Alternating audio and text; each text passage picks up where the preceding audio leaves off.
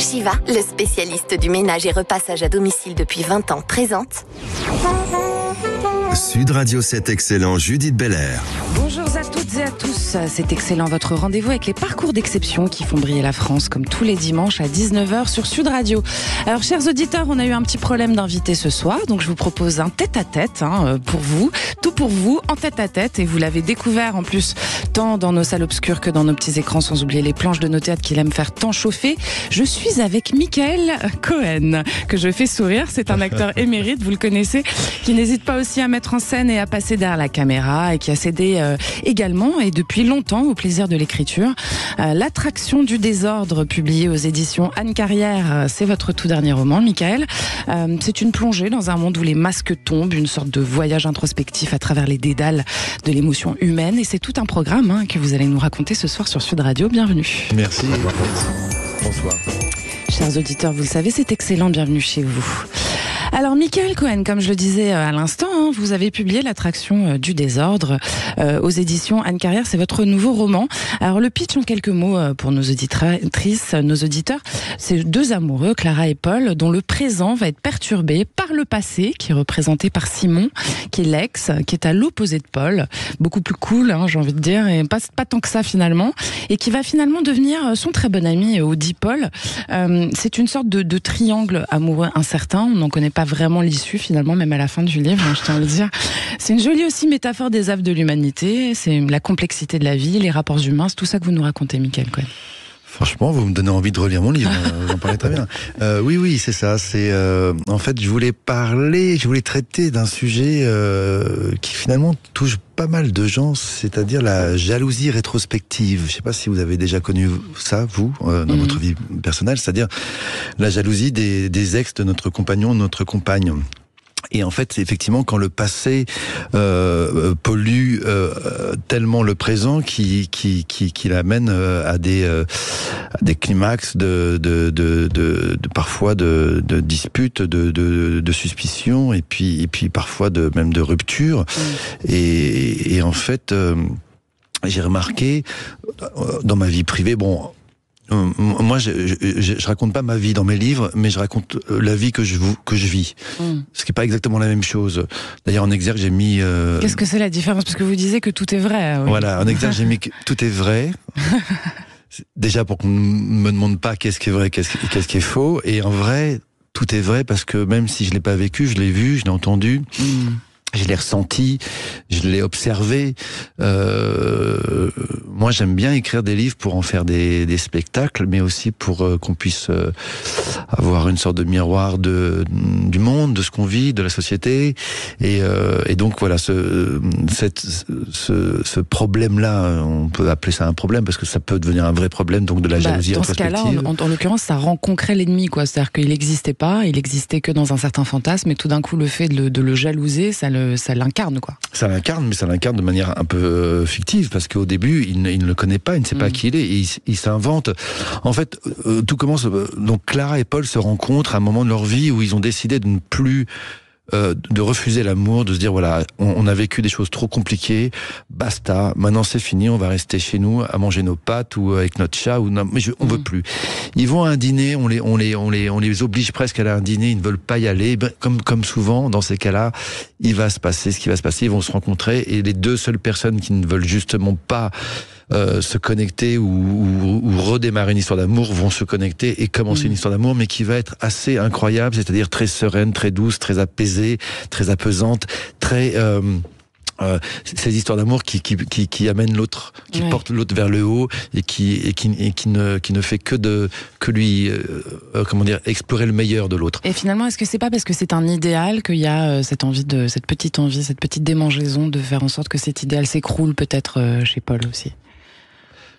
Très très bonne analyse. Alors là, ça devient de la psychanalyse, mais pourquoi pas? Mais bien sûr. Mais fuir le bonheur de peur qu'il ne se sauve, c'est pas moi qui l'ai écrit, mais effectivement, c'est quelque chose qui est assez courant. En tous les cas, Clara décide un jour de lui raconter l'histoire passionnelle qu'elle a vécue juste avant lui, qui a failli la détruire, voire peut-être même la tuer. Elle lui raconte pour ne plus jamais avoir à l'aborder par la suite, mais pour qu'ils sachent d'où elle vient. C'est important de savoir d'où les gens qu'on aime viennent. Ils arrivent forcément de quelque part. Sont pas des nouveau-nés, même si parfois, quand on est amoureux, on a l'impression d'une renaissance. Mais bon, en l'occurrence, on a quand même du vécu avant. Et donc, elle lui raconte cette histoire pour ne plus jamais avoir à l'aborder. D'abord, Paul reçoit cet aveu, enfin ce récit avec beaucoup d'empathie, de bienveillance, mais petit à petit comme un virus insidieux qui va grimper, grandir dans son cerveau. Il va devenir omnibulé par cet homme qui paraît tout à coup plus drôle, plus intelligent, plus fort, plus faisant mieux l'amour, faisant tout mieux. Et alors il essaie plein de choses, il va avoir un hypnotiseur. Ça marche un peu, 2 minutes. Quoi. Ça marche un peu, mais il va voir l'hypnotiseur en disant écoutez, je voudrais d'abord arrêter de fumer, et puis il y a cette histoire là qui est en train d'embrumer ma vie. Est-ce que vous pouvez m'aider? Alors ça marche sur la cigarette, ça marche pas forcément effectivement sur le passé.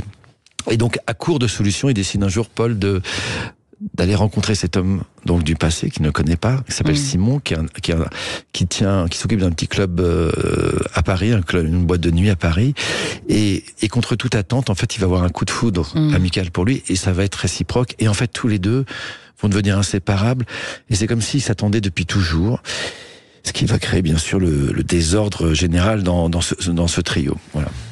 Et alors, le titre, l'attraction du désordre, on pense au désordre émotionnel tout de suite, évidemment, quand on le lit, mais est-ce que, on parle du tourbillon de la vie en général, en fait, parce que on est tous plus ou moins attirés par des situations qui sont pas toujours très, très simples à gérer, quoi. J'ai envie de dire. Et c'est normal, ça? J'ai l'impression que c'est assez humain. Oui. C'est pas moi qui suis en psychanalyse ce soir, Michael Cohen. Moi non plus. J'ai fait 10 ans de psychanalyse, donc ce soir, aujourd'hui, c'est les vacances. Oui.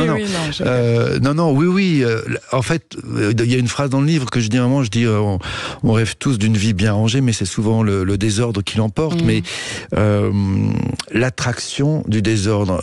Vous parlez de vous aussi un peu quand même, non? Je parle. Dans ce titre. Forcément, oui. Moi, je me brûle les ailes et la peau et le cœur et tout par amour depuis toujours, depuis que je suis en âge d'aimer. Mais l'attraction du désordre, il y a un double sens, c'est-à-dire qu'on est attiré par le désordre, par le bordel. On a le droit de dire le bordel. Oui. Et aussi l'attraction du désordre, c'est-à-dire le désordre comme une attraction, comme une attraction sur une fête foraine, c'est-à-dire que c'est ce qui aussi remplit nos journées, nos pensées. Ce qui nous donne la sensation d'être vivant, quoi. Exactement, mais c'est dangereux parce que parfois les attractions, elles décrochent. Vous savez, parfois dans les fêtes foraines, il y a des trucs qui décrochent. Ça arrive pas souvent, mais ça arrive. Et là, on peut se faire très mal. Et alors, il y a aussi votre regard sur les femmes, Michael Cohen, et la dénonciation de l'œil de la société sur elles. C'est à travers votre héroïne Clara, qui est quand même animatrice sportive femme dans un monde d'hommes, qui, je vous cite, est trop réservé pour certains et trop cash pour d'autres. Comme si son seul choix à elle, c'était d'être à travers leurs yeux, justement, dans ce métier qu'elle pratique. Donc, c'est aussi une manière de souligner ça, peut-être? Oui. Alors, je dois dire que je ne suis pas un féministe opportuniste. J'écris depuis que j'écris, donc c'est mon 3e roman. J'écris des pièces. J'écris que des rôles de femmes fortes, puissantes. C'est ce que j'aime au cinéma. C'est ce qui m'a fait aimer le cinéma. C'est ce qui m'a fait aimer les actrices. C'est ce que j'aime dans la vie. C'est les femmes indépendantes, fortes, puissantes. La révolution féministe, je l'ai anticipée il y a très longtemps, j'en ai parlé, je l'ai dit, je savais qu'elle allait arriver, qu'elle était inéluctable et que ceux qui... MeToo ? Non, je parle de la révolution féministe en général. D'accord, parce qu'elle a commencé avant votre naissance, quand même. Je pense la révolution féministe. Ah oui, mais celle qu'on vit là, celle qu'on vit actuellement, elle est toute fraîche. Elle est fraîche et puis elle est vraiment, pour le coup, ça va être une bascule ça va être une véritable bascule. Mais c'est pas que les MeToo, c'est le réveil, quoi, le réveil général des hommes et des femmes, surtout des femmes, mais aussi beaucoup des hommes. Bref. Et en tout cas, cette femme Clara ne vit dans un monde d'hommes parce qu'elle est présentatrice sportive, donc qui est un milieu plutôt masculin, mais non seulement elle se laisse pas faire, mais elle ne veut pas qu'on lui dicte quoi que ce soit, et elle ne veut pas être esclave de quoi que ce soit, et même pas esclave de l'amour. Et un jour, malgré tout, elle rencontre cet homme Simon qui a une sorte de prince de la nuit, qui a un panache, qui a une aisance, qui est voilà, c'est très difficile de lui résister. elle tombe, mais vraiment, donc littéralement, elle tombe vraiment en amour. Et donc là, elle va commencer à devenir esclave de cet homme et de ses sentiments. Et elle va lâcher prise, finalement. Et elle va décider de lâcher prise avec lui. Et ça va lui coûter très cher. Et elle va jurer que ce sera la dernière fois. Et donc c'est après ça, elle va rencontrer Paul. Et Paul, à cause de cette histoire, va peut-être remettre Clara encore dans cette situation de fragilité. En fait, ce que vous faites quand vous nous racontez toute cette histoire, c'est que vous plongez dans les méandres de l'âme humaine, mais de nos âmes, en fait, parce que je pense qu'on a tous vécu des situations un peu comme ça un jour ou l'autre. Et vous pointez aussi les problématiques de relations hommes-femmes, où finalement le manque de communication, par exemple là, la jalousie non avouée de Paul, va poser le problème qui va faire péter une relation qui finalement aurait pu perdurer plusieurs années. Bien sûr. Donc c'est un problème général aujourd'hui aussi dans notre société, ça. En fait, c'est compliqué. Je n'écris que là-dessus depuis que j'écris, que ce soit dans mes pièces de théâtre ou des romans. C'est-à-dire que le rapport à l'autre, le couple, soit deux hommes, deux femmes, un homme, une femme, etc. Et on écrit là-dessus depuis la nuit des temps. Et j'ai l'impression qu'on ne sait toujours pas comment faire et qu'on se plante toujours et que tout est toujours à recommencer. Et c'est à la fois passionnant et un peu désespérant parce qu'on se dit, pourtant, quand il s'agit de science ou d'autres choses, enfin, on apprend. Et en ce qui concerne les rapports amoureux ou les rapports tout court avec l'autre, on n'a toujours rien compris. Et bon, dans mon livre, c'est vrai j'ai dit à un moment donné que parfois une histoire se joue à une phrase dite ou une phrase tue, et que c'est très compliqué de savoir exactement ce qu'il faut dire ou ce qu'il faut taire, parfois. Et on a tendance à vouloir être honnête, sincère avec l'autre, et puis parfois l'autre n'est pas prêt à recevoir certaines choses qu'on va lui dire, et donc il faut savoir doser ça, et puis, en fait, aussi, il y a cette chose-là, et c'est ça que j'essaye pas de raconter ou pas d'imposer, mais j'essaye d'insuffler ça dans mon livre, c'est-à-dire que pour être bien avec quelqu'un, il faut déjà être bien avec soi-même. Et que tant qu'on n'a pas réglé et apaisé nos démons, nos terreurs, on ne fera que projeter sur l'autre nos propres problèmes, et on ne pourra jamais vraiment, on peut pas vraiment avancer. Je parle pas comme un expert, parce que j'ai eu des histoires d'amour merveilleuses, mais je suis seul aujourd'hui, donc c'est elles ont toutes plus ou moins échoué. Mais bon. Ça va intéresser certaines auditrices, ça. Et auditeurs, peut-être. Peut-être. C'est vrai. On vous revient tout de suite. C'est excellent, vous l'aurez compris, avec l'écrivain, acteur et metteur en scène Michael Cohen et son livre, son 3e roman, L'attraction du désordre. C'est sorti aux éditions Anne Carrière. Vous bougez pas. À tout de suite. Sud Radio, c'est excellent, Judith Belair. Merci d'avoir choisi Sud Radio, c'est un bon choix, je dirais même plus, c'est excellent. Avec moi ce soir, Michael Cohen, qui était écrivain, acteur et metteur en scène, et qui nous vient avec son roman, L'attraction du désordre. C'est sorti aux éditions Anne Carrière. Alors, Michael Cohen, on le disait à l'instant, dans L'attraction du désordre, vous explorez les dynamiques des relations humaines en général, les hommes, les femmes, puis nous tous par rapport à nous-mêmes, etc. Puis vous nous racontez aussi la nuit parisienne. Alors ça, c'est intéressant quand même de le souligner, parce que la nuit parisienne, dans votre écriture, c'est autant des démons complets et puis la drogue qui va avec, etc., que finalement sa liberté toute particulière et sa lumière aussi. Il y a une forme de lumière dans cette nuit. En fait, j'ai voulu aussi rendre hommage dans ce livre à travers le monde de la nuit que je connais bien, parce que je sors depuis que j'ai 15 ans.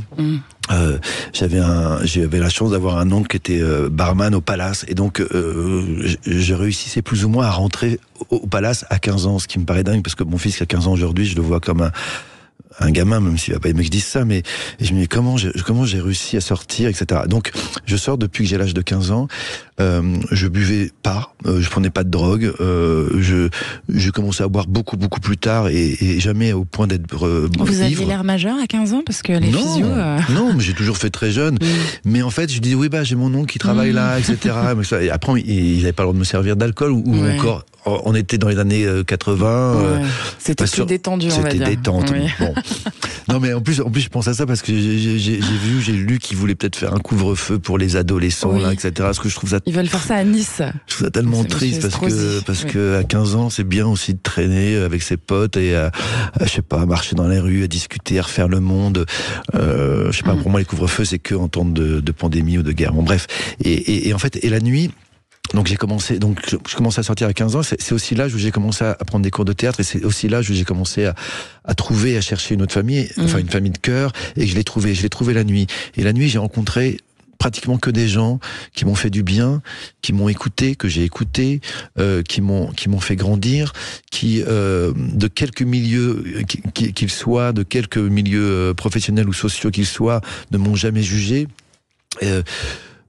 Et en fait, j'ai toujours ressenti comme une chaleur et une protection dans le monde de la nuit. Et c'est ce que j'ai voulu raconter dans mon roman à travers le personnage de Simon, et de le souligner comme un patriarche ou un grand frère plutôt, quelqu'un qui fait en sorte, qui sacrifie sa vie un peu, parce que bon, c'est un peu comme être comédien, enfin comme faire ce métier, on sacrifie une partie de notre vie. Qu'est-ce que vous sacrifiez ? Je sacrifie, c'est-à-dire que quand je tourne pendant 2 mois ou au théâtre, ou je fais que ça, il y a que ça, et c'est très compliqué de construire autre chose de vraiment solide à côté, c'est-à-dire une vie de famille, une vie sentimentale. Il faut savoir pouvoir, comme les gangsters, pouvoir partir du jour au lendemain. Si on nous appelle sur un coup, on y va, on se pose même pas la question, parce que c'est en nous. Et travailler parfois la nuit, et puis faire des trucs parfois un peu même dangereux, ou enfin en tout cas c'est un métier à part, et puis supporter les angoisses quand on ne travaille pas, parce que c'est encore pire, parce que quand un acteur, enfin une actrice, un artiste travaille pas, il est très difficile d'accès. Est-ce que c'est pas pour ça aussi que vous êtes mis à la mise en scène, que vous êtes mis à l'écriture, etc., pour pas avoir que ça, pas être que dans l'attente? J'ai eu cet instinct de survie de mon métier dès que j'ai commencé Cours Florent, parce que j'ai vu qu'on était beaucoup, et je me suis dit, en plus j'avais pas confiance en moi, et puis je venais de nulle part, dans ma famille personne n'était là-dedans, enfin j'avais pas de connexion, j'avais pas de réseau. Tout le réseau que j'ai aujourd'hui, ou les connexions, je les ai acquis au fur et à mesure. Oui, mais parce qu'on pense souvent qu'il faut être fils d'eux pour faire ce métier, mais pas du tout. En fait, il suffit de faire une figuration dans un court-métrage, et puis vous rencontrez un technicien, et puis un autre acteur, et puis quelqu'un d'autre, et puis donc ce que vous êtes en train de nous expliquer, c'est intéressant même pour les auditeurs, les auditrices qui nous écoutent, qui ont envie d'être comédiens, par exemple, ou qui débutent, qui sont jeunes, c'est que finalement, même sans réseau, on peut y arriver, et qu'effectivement, c'est juste une histoire de connexion, et d'être à la bonne place, et de réfléchir un peu à sa stratégie aussi, finalement. Bien sûr. Mais vous savez, il y a quelqu'un qui m'a dit ça. Je tournais une série là avec Muriel Robin, et on était dans un haras, et puis il y avait quelqu'un qui me disait, mais ma fille, elle adorerait être comédienne, mais bon, elle est pas fille d'eux, il faut être que fils d'eux. Je dis, écoutez, moi je sais pas, mes parents, ils sont pas dans ce métier. J'ai pas l'impression que les parents de Guillaume Canet soient dans ce métier. Ni ceux de Jean Dujardin, ni ceux de Virginie Efira. Donc on peut réussir aussi à être une grande star sans avoir une famille du sérail, quoi, c'est ça? Je crois. Donc en tout cas, c'est un faux problème. De toute façon, ça sert à rien. On se crée des faux problèmes, attraction du désordre. Fausses excuses, exactement. Mais voilà. Mais en tout cas, pour revenir à la nuit, j'avais envie de rendre cette lettre de noblesse à la nuit. En plus, il y a un ami qui nous a quitté il y a pas très longtemps, qui s'appelle Jean-Yves Le Fur, qui avait un club qui s'appelait le Montana, qui a perduré pendant 10 ans, un club dans lequel c'était pas évident de rentrer, mais en même temps, rentrer ceux qui avaient une bonne énergie. C'est pas une question d'argent, c'était pas une boîte avec des bouteilles, des machins, c'était un lieu avec des gens très différents. Il fallait avoir une dégaine, quoi, aussi, en fait. Ouais, une énergie. Ouais. Mais d'ailleurs, ça ressemble un peu au club que je décris dans mon livre.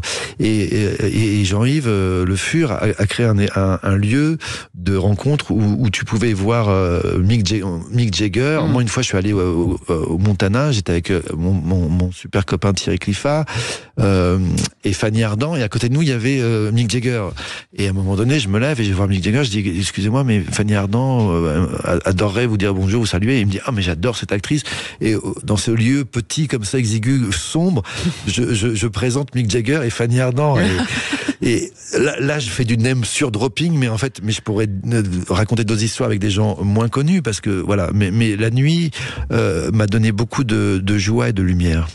Alors vous nous parlez de Thierry Cliffat, merci pour la transition. Le cinéma, il est jamais bien loin pour vous, parce que quand même, je tiens à le dire aussi, l'attraction du désordre, c'est un hommage au chef-d'œuvre de Claude Sautet, qui est César et Rosalie. On vous écoute. C'est un cousin lointain, ouais. C'est ce qui est écrit dans votre. Oui, la quatrième de couve. Voilà. Moi, j'écris pas la quatrième de couve, mais vous n'êtes pas forcément d'accord, quoi. Si, non, je veux dire, j'ai pas voulu rendre hommage. C'est-à-dire que c'est un film qui m'a imprégné toute ma vie. Et quand j'ai écrit le livre, j'y ai pas pensé. Quand j'ai fini le livre, j'y ai pensé. Je me dis en fait, c'est un cousin lointain de César et Rosalie. Ça vous a inspiré, quoi. C'est pas. Ça m'a imprégné. Voilà. C'est ça. On est tous imprégnés de des choses qui nous ont construits. Donc, on va vous écouter au cinéma quand même, Michael Cohen. C'est parti. Alors, qu'est-ce qui nous tombe sur la gueule? Voilà, je me suis replongé dans les contes de Gabriel. J'ai toujours pensé que c'était essentiel d'avoir un comptable dans la famille. Merci. Alors, si je me suis pas trompé, on sera sans doute obligé de vendre. Ouais, personne, ils en font un supermarché. Eh ben, tu pousseras les caddies alors. Dis-moi que tu m'aimes plus, dis-le-moi en face et au moins ce courage. Mais je t'aime plus. En face, t'es dit pas en bas. Je t'aime plus. Comment vous vous appelez? Gabriel. Jean. Il ne s'agissait que d'un tout petit baiser. Avant qu'un baiser soit donné, on ne peut pas savoir s'il sera petit ou grand. Michael, l'éternel amoureux sur Sud Radio. Michael Cohen. Alors, il y a 3 films qu'on a entendus, 3 extraits. Il y a Le héros de la famille de Thierry Cliffat, justement, qui est sorti en 2006, où vous jouez le fils de Gérard Lanvin de Catherine Deneuve, et vous avez, d'ailleurs, il y a Valérie Lemercier, il y a Miu Miu dans ce film, et c'est le film où vous avez rencontré votre amoureuse, Emmanuelle Béard, avec qui vous êtes marié ensuite. Et eu un enfant, comme quoi sur le tournage, il n'y a pas que des choses négatives.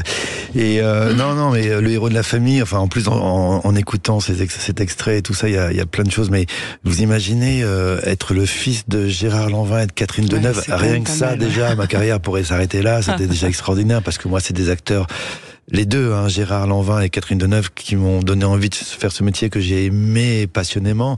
Et puis au milieu de ça, Miu Miu, Géraldine Pellas, qu'on entendait aussi, et Emmanuelle Béard, Claude Brasseur, ce génie, cet acteur extraordinaire. Donc voilà, c'est vrai que Thierry m'a offert un rôle à cette époque magnifique, où en fait j'avais l'impression de traverser le miroir, que tous les gens qui m'ont donné envie, qui m'avaient donné envie de faire ce métier, en fait, j'étais avec eux, quoi. C'est beau. Et alors, il y avait aussi un extrait de Ça commence par la fin. C'est un film que vous avez réalisé, avec Emmanuelle Béard aussi, et qui est adapté de votre premier roman. Et alors, vous lui demandez... en fait, c'est un tête-à-tête que vous faites avec elle, c'est ça? Et ce qui est assez fou, c'est que finalement, je pense qu'il transparaît une partie de votre intimité aussi. C'est pareil, c'est-à-dire que ce n'est pas une autofiction, et à l'époque... Beaucoup de gens ont été troublés parce qu'ils pensaient que c'était un documentaire sur notre vie, ce qui est faux, parce que c'est écrit, c'est romancé, c'est fictionnalisé.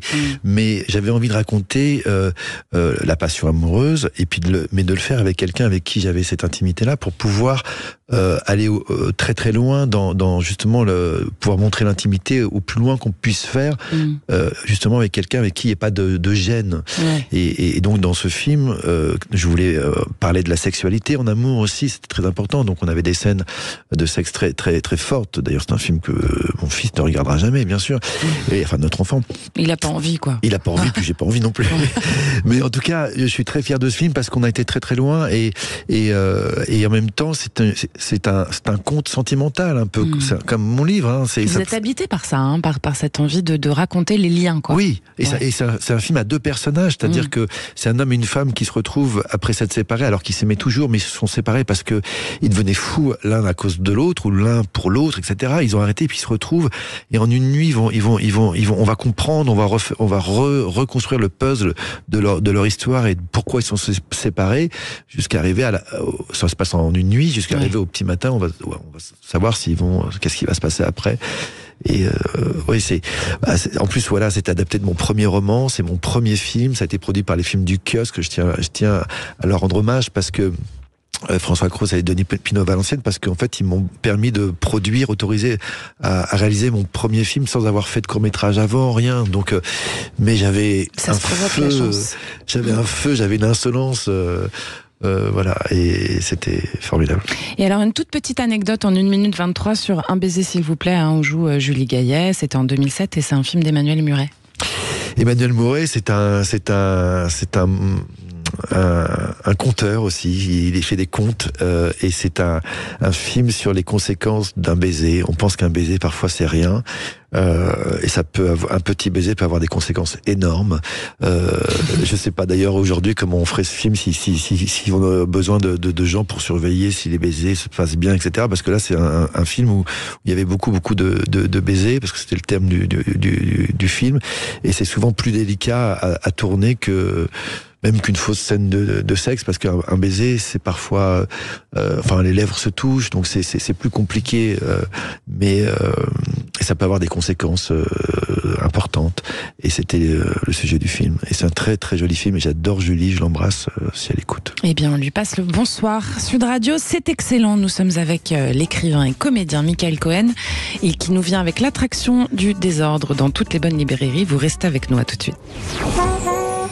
Sud Radio, c'est excellent, Judith Belair. Vous êtes sur Sud Radio et vous êtes ici chez vous. C'est excellent avec l'écrivain, acteur et metteur en scène Michael Cohen et son tout dernier roman, L'attraction du désordre, qui est sorti chez Anne Carrière. Alors Michael, vous aviez envie d'entendre une chanson, donc on va vous faire plaisir. La chanson posthume de la grande Dany, c'est J'avais raison, et c'est très étonnant. On écoute. J'en ris déjà, ce sera ma joie, ça me tiendra. L'éternité, demain au mieux, je partirai vers des adieux, mais les derniers d'avance, toute ma reconnaissance, tous les merci de circonstances, toute ma tendresse aussi. Dany sur Sud Radio, la chanson J'avais raison, qui est un titre, le premier titre qui est sorti de son album posthume. Alors là, on n'a pas entendu ça dans le texte, mais quand même je dis les paroles parce que moi ça m'a troublée. Je la connaissais bien, Dany, elle est venue dans cette émission et c'était une dame pour qui j'avais un grand respect et beaucoup d'amour.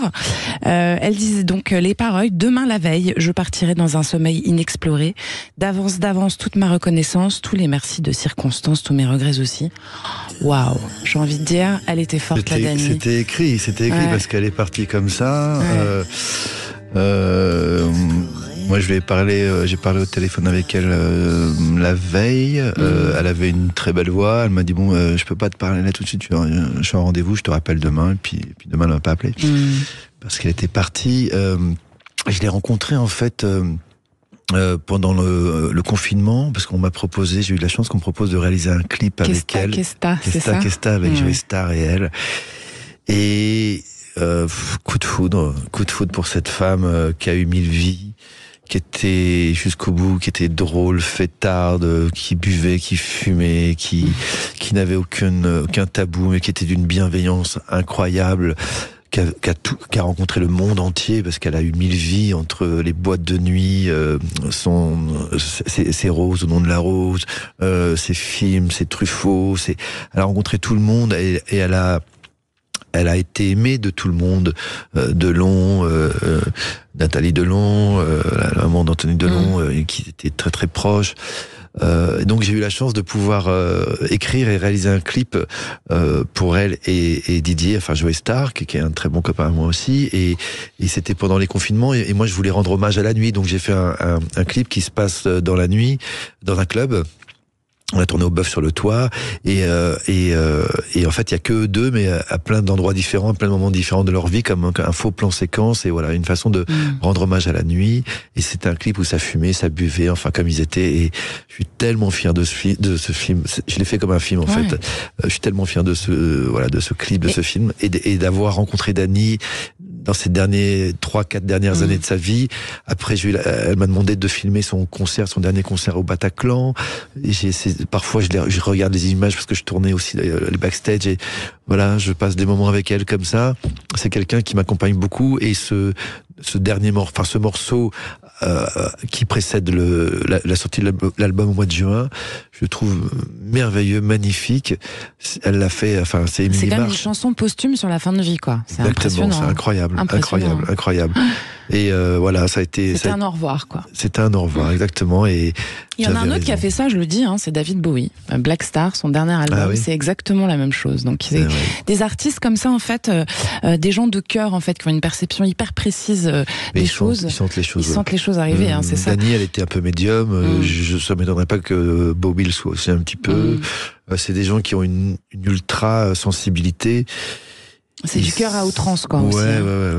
Et est-ce que c'est pas pour ça, est-ce que c'est pas ça vraiment un artiste aussi, la difficulté d'un artiste, c'est que finalement, bon, on peut parler pour vous, mais pour n'importe quel artiste, se fondre dans un rôle ou s'ouvrir sur scène comme ça, etc. C'est complètement se mettre à nu, ouvrir son cœur à outrance, justement. Et quand on se prend des coups derrière, etc., c'est peut-être beaucoup plus compliqué, justement aussi. C'est pour ça que ça fait des écorchés vifs. Parce qu'elle était un peu écorchée vive, elle. Oui, bien sûr. Et puis un petit peu aussi, malgré tout, un peu seule, malgré le fait qu'elle ait connu le monde entier. Et puis vers la fin, elle avait ses copines, elle avait Réjeanne, elle avait plein de copines, mais oui, mais en fait, c'est notre rôle d'ouvrir notre cœur, c'est notre rôle de le mettre sur un plateau, notre cœur, un plateau de cinéma ou de théâtre. C'est notre rôle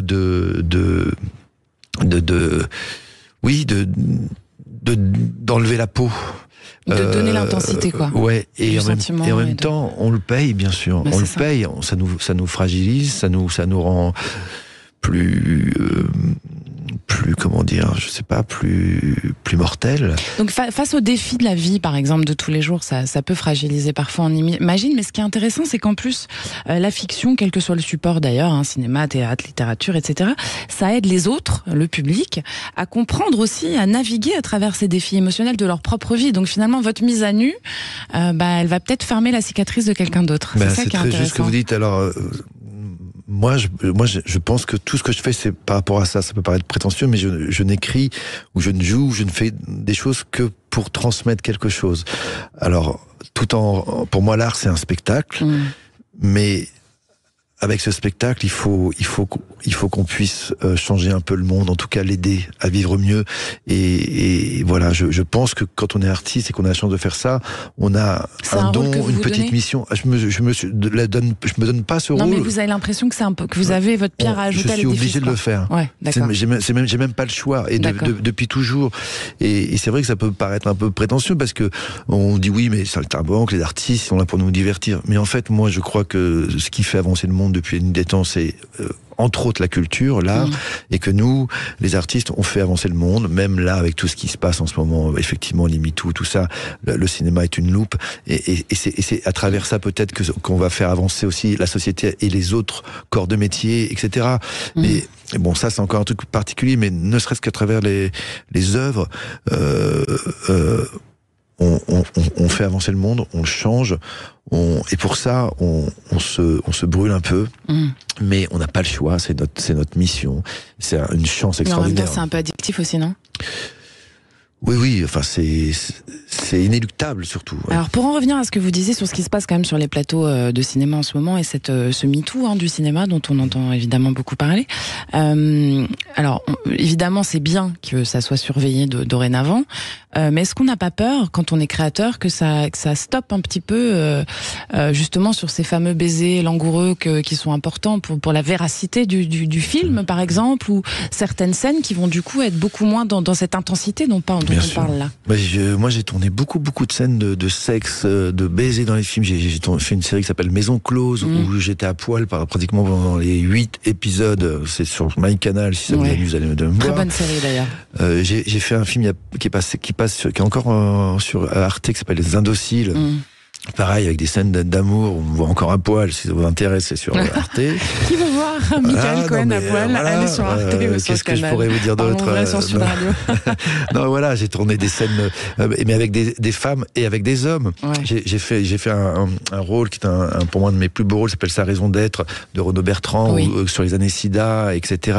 Et donc là où je jouais un homme homosexuel et j'avais plein de scènes de sexe avec des hommes.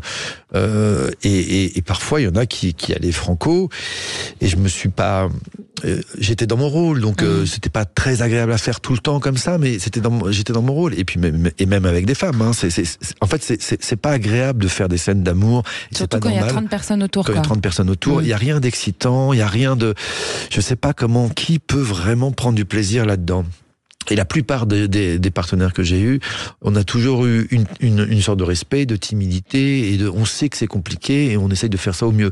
Mais à un moment donné, il faut y aller, il faut se lancer. Et c'est vrai qu'aujourd'hui, je sais pas. Alors moi, ça fait un petit moment que j'ai pas tourné de scène comme ça, mais je sais pas aujourd'hui comment ça se passerait. Alors il y a des gens qui sont là censés pour surveiller maintenant sur les plateaux, sur les tournages.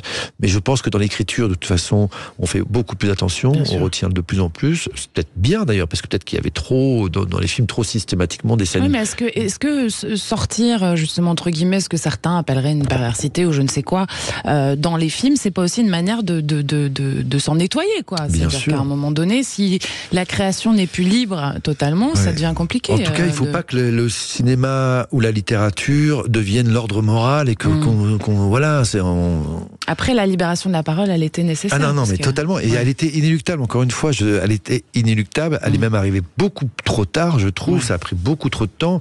Je suis sûr que dans 4 ou 5 ans, ça sera un non-sujet parce que les jeunes se sont déjà appropriés ça et pour eux, c'est même pas une possibilité qu'un type aujourd'hui arrive sur un tournage et soit ou goujat ou agressif ou même, je parle même de l'agression psychologique, hein, qui n'a plus le droit de citer, parce qu'il y a les agressions sexuelles et puis il y a aussi les agressions psychologiques qui, eux, sont moins visibles et moins dénonciables. Mais font du mal aussi. Ils font beaucoup de mal et on en fait beaucoup.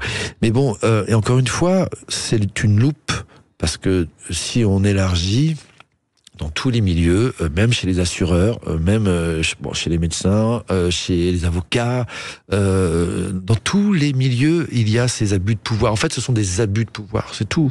Et est-ce que vous pensez qu'on est encore dans une société patriarcale ? Bah oui, je pense qu'on le sera encore très longtemps, tant que là pour le coup, il faudrait réécrire la Bible, mais je pense pas que c'est un projet. Ça me permet de rebondir à ce que vous dites, parce que vous avez quand même joué Yves Montand, hein, je le rappelle, parce que pour le et d'ailleurs ça passe sur France 5 dimanche prochain. La captation Bungalow 21. Ça repasse sur France 5 à 14h30. France 5, 14h30 dimanche prochain.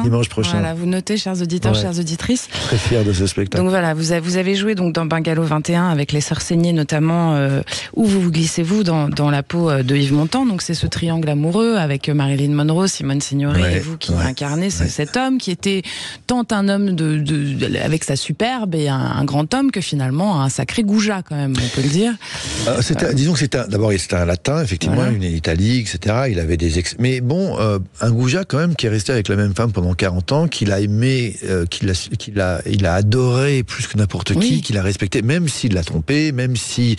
Oui, mais justement, c'est-à-dire qu'à l'époque, c'était normal. Ça, oui, c'était normal, mais on peut pas rétroactivement ou rétrospectivement, on peut pas lui en vouloir. Non. Et je pense que, parce qu'on a souvent fait ses reproches à Montand, mais même Montand, quand il s'est dédié sur le communisme, enfin, il a toujours su accepter ses erreurs. Et je pense qu'aujourd'hui, s'il était là, je suis sûr qu'il dirait, mais oui, j'étais un con, oui, bien sûr, j'étais un con. On a Montand sur le plateau, là. Non, mais je veux pas l'imiter, en plus, je l'imitais pas sur scène, mais comment vous êtes rentré dans sa peau, justement, là, et vous avez beaucoup regardé les Mouniagimes, parce qu'il y a énormément de documents, de films, quoi. de documents, de spectacles.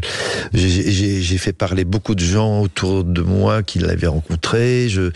Et en fait, j'ai essayé de rentrer dans son âme, comme ça, j'ai pas voulu l'imiter, mais j'ai voulu essayer de comprendre le personnage, et puis j'ai voulu lui donner une partie de moi, et de faire un moitié-moitié, quoi.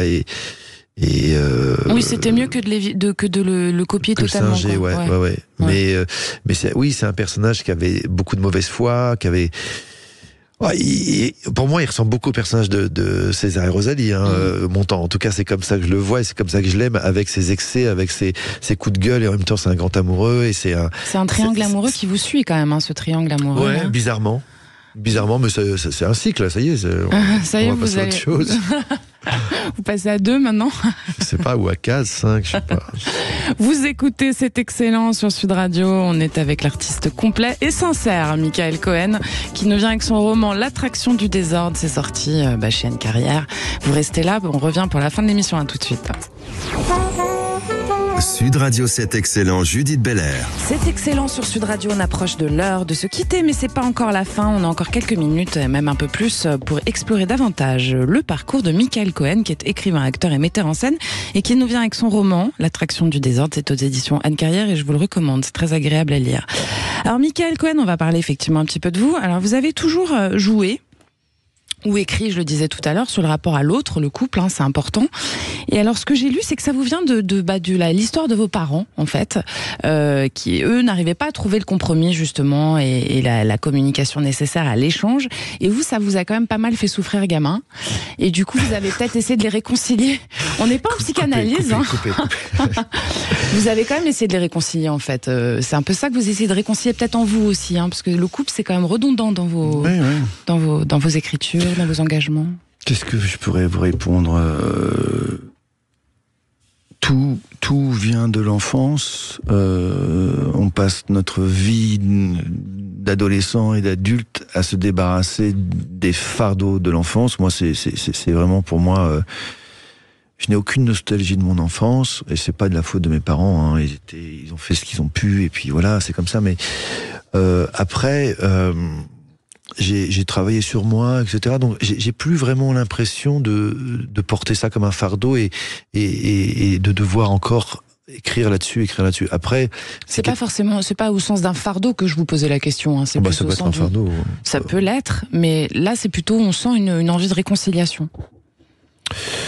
Oui, enfin, non, mais ils se réconcilieront jamais, donc ça n'arrivera pas. Non, mais vous, chez vous. J'ai compris. Mais c'est pas, non, mais oui, en tout cas, d'être en paix, moi avec moi-même, mais c'est surtout que, oui, j'ai assisté enfant à des choses comme ça que j'arrivais pas à expliquer, que j'ai essayé de disséquer par la suite. En fait, mais il y a qu'à voir autour de nous, c'est tellement compliqué.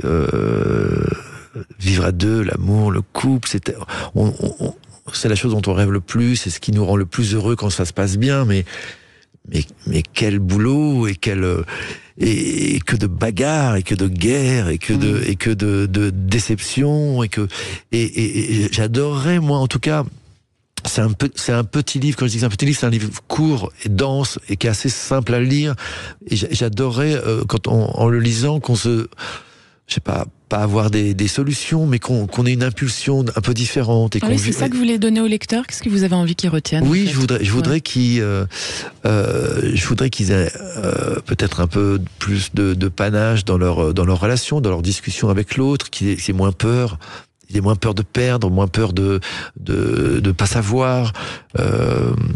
Enfin, encore une fois, je veux pas donner ni de leçons, mais c'est des impulsions. Et le couple, moi je suis une éponge, ou un sopalin, je sais pas ce que vous voulez, mais donc j'entends les histoires. Alors, par exemple, la nuit, comme je sors comme beaucoup et encore, je l'assume parce que c'est un lieu pour moi c'est presque je bosse quand je sors, moi, je travaille. Comme je suis rarement bourré, tout ça, donc je me souviens de tout et les gens me parlent beaucoup. Alors il y a ceux qui parlent en boucle parce qu'ils ont pris trop de trucs et bon, ça m'intéresse moins, mais ceux qui à un moment donné en général entre 1h et 3h du matin, c'est l'heure un peu magique où ils sont un peu ivres mais pas bourrés, et là où ils se livrent. Et moi je suis, alors pour le coup, un peu quoi. Ah oui, et j'entends beaucoup de douleur et de tristesse et d'impuissance face à leurs histoires d'amour et comment faire, etc. Et puis vraiment l'impuissance. Et ça me touche énormément. Et donc je me dis qu'on a besoin de nous, les artistes, donner des clés. Des clés, vous savez qu'une lampe torche, là, de montrer un petit peu une petite lumière, tiens, regarde par là, etc. Voilà, j'espère que ça paraît pas prétentieux ce que je dis, parce que je pense pas sauver le monde, mais j'aspire à aider le monde, en tout cas un tout petit peu. Et alors, vous étiez pas du tout prédisposé à devenir comédien, vous. Vous étiez peu introduit à la scène, personne chez vous n'était de ce milieu. Et alors, vers 13 ans, c'est l'illumination. C'est ça? Vous avez vers 12-13 ans, vous avez découvert ça. Comment ça s'est passé? Qu'est-ce qui s'est... C'est quoi ce réveil? Je Ça sais sort pas. d'où? Je sais pas. Vous connaissiez un peu le cinéma, vous connaissiez pas du tout le théâtre? Non, je connaissais pas le théâtre. Je regardais des films tout le temps, des films pas forcément de mon âge, des films de Piala, de Truffaut, de Sauté, de Bergman. Enfin bon, et le cinéma était mon refuge. Mais il faudrait demander à un curé ou un prêtre pourquoi à 13 ans il décide de devenir curé ou prêtre, parce qu'on me pose souvent cette question et j'aimerais bien la poser vraiment à quelqu'un, parce que moi je pense que... C'est considéré pas comme l'âge adulte, comme un passage en tout cas, à une prise de conscience, les 13 ans. C'est ça. Et pourquoi quelqu'un par exemple qui n'est pas du tout... Vous n'avez pas de souvenir du moment précis où tout d'un coup vous découvrez que c'est ça que vous voulez faire, parce que vous étiez assez inscrit dedans, dès 15 ans vous étiez au cours Florent, c'est ça? Oui. Non, à 15 ans je savais déjà que je voulais faire ça, mais à 13 ans je sais pas comment, mais encore une fois c'est un peu mystique. C'est comme si à un moment donné on m'a choisi, on m'a dit bon bah toi tu vas faire ça. D'accord. Et c'est devenu quelque chose de vital, quoi. Mais de vital. Ouais. Et puis je me suis façonné, parce que j'avais pas les aptitudes, mais je me suis façonné, j'ai travaillé, j'ai été chercher, j'étais fouillé à l'intérieur, et puis c'est pas fini, parce que ce qui est bien avec ce métier, c'est que moi j'ai l'impression d'être un nouveau-né encore là-dedans. Quand vous jouez, est-ce que vous avez l'impression de vous vivre vous-même aussi autrement? Est-ce que c'est une autre version de vous que vous découvrez à chaque fois? Est-ce que c'est aussi une espèce d'introspection intéressante parce que justement, c'est nouveau, quoi? En tout cas, on pense souvent que être acteur, c'est mentir. Pour moi, être acteur, c'est chercher la vérité tout le temps. Que ce soit la vérité du personnage, de la situation, de soi même. Et j'essaye de dire toujours la vérité quand je joue. Et pour dire la vérité, il faut aller la chercher, donc en soi.